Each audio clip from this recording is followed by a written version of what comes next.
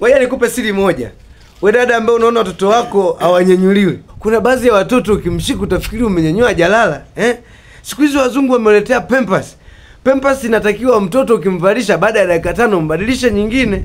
Hasa unakuta wewe mtoto tangu mvalishage Pampers tarehe 5 mpaka tarehe 35 mtoto bado yupo naye. Inunga witigila manyikiki. Wakati fulani unaweza tukasema ngoja tujitahidi tuonyeshe hatujamtenga mwanao. Unamshika hivi unakuta kwenye tutenge maneno mla mbichi, yani utafikiri mnatulofia fulani. Nani anayependa kupataga winya kila muda, Ndio maana unakuta hawamnyenyui. Afu na wewe ulivyokuwa una adabu unakuta nenda kwa anko wako wa Mafinga akakunyenyua. Mwakutuonela tu wanko wa kumafinga wewe. Sisi hatutaki kunyenyua. Hakikisha unakuwa msafi, Kina dada siku hizi mnaolewa, hamjui hata namna ya kufunga visepe watoto, hamjui hata namna ya kuogesha watoto. Kitoto kikuza kina mafuva, mimi nimependeza naenda kwa mchumba wangu ninyenywe kitoto cha mafuva, kinipake makamasi. Ulkanilone sindado boka rujakaa kisabato kabisa.